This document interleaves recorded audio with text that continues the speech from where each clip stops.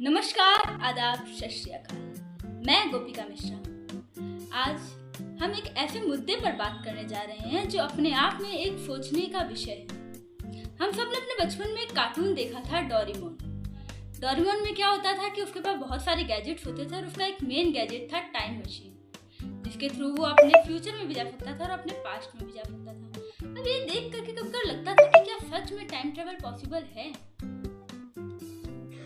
हालांकि इस बात की पुष्टि बहुत लोगों ने की है कि उन्होंने टाइम ट्रेवल किया है, लेकिन ये बात सच में सोचने पे मजबूर करती है कि अगर उन्होंने सही में टाइम ट्रेवल किया है तो कैसे। ऐसे ही बीच में एक अफवाह फैली थी कि फ्लाइट नंबर 914 ने सन 1955 में उड़ान भरी थी और अचानक से वो फ्लाइट सन 1992 में अचानक से लैंड कर दी। इसको आप इस तरीके से समझ सकते हैं कि अगर वो फ्लाइट 1955 में उड़ी थी और अचानक से वो 1992 में आकर के लैंड करती है, दैट्स मीन वो 1995 वाले लोगों के लिए अचानक गायब होती है और 1992 वाले लोगों के लिए अचानक एक अनदेखी सी फ्लाइट होती है, ऐसा हम कह सकते हैं, जो कि एक बहुत पुराने मॉडल की होती है, क्योंकि 1992 और 1955 के बीच में 37 साल का अंतर होता है। तो उस टाइम तक बहुत ज़्यादा डेवलपमेंट हो चुका होता है और इस हिसाब से वो जो फ्लाइट होती है वो 1955 वाले लोगों के लिए कम्प्लीटली गायब हो जाती है आसमान से और 1992 वाले लोगों के लिए आसमान से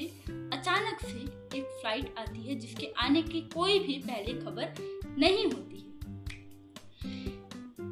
इस घटना ने लोगों के मन में ये सवाल जरूर पैदा कर दिया कि आखिर ऐसी कौन सी रेखा थी जिससे कि वो फ्लाइट डायरेक्ट फ्यूचर में आके लैंड करती है। सब लोग ये बात सोच ही रहे थे, लेकिन बाद में फिर कुछ वक्त के बाद एक और खबर आती है कि एक व्यक्ति जिसने शेयर मार्केट में चंद पैसे इन्वेस्ट करके मिलियंस ऑफ डॉलर अर्न कर लिए, तब तक ऐसे इतने सारे पैसे किसी ने अर्न नहीं किए थे, तो लोगों के मन में संशय हुआ।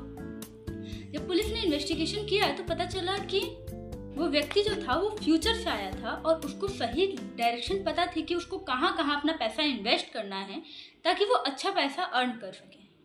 ये बात लोगों को हजम तो नहीं हुई, लेकिन बाद में फिर पता चला कि दोनों ही कहानियों में टाइम ट्रेवल हुआ था। एक कहानी में जो व्यक्ति था, जो फ्लाइट थी, वो पास्ट से फ्यूचर में चली जाती है और दूसरी कहानी में व्यक्ति फ्यूचर से अपने पास्ट में आ जाता है। हालांकि इन दोनों ही कहानियों से बाद में पर्दा उठ जाता है और दोनों ही कहानियां जो होती हैं वो फेक साबित होती हैं, लेकिन फिर भी बहुत सारे लोग इस बात की पुष्टि करते हैं कि टाइम ट्रेवल रियलिटी में एग्जिस्ट करता है।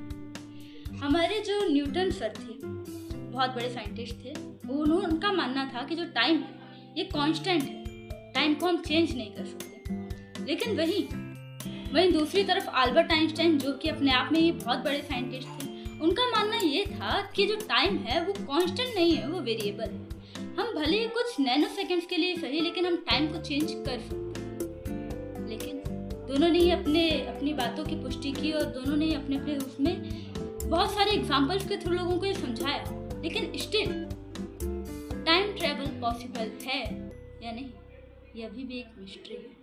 कोई भी एक पुख्ता सबूत नहीं दे पाया है कि टाइम ट्रेवल यदि पॉसिबल है तो हम टाइम को ट्रेवल कैसे कर सकते हैं, टाइम में ट्रेवल कैसे कर सकते हैं। सोचिए, विचार जरूर कीजिए।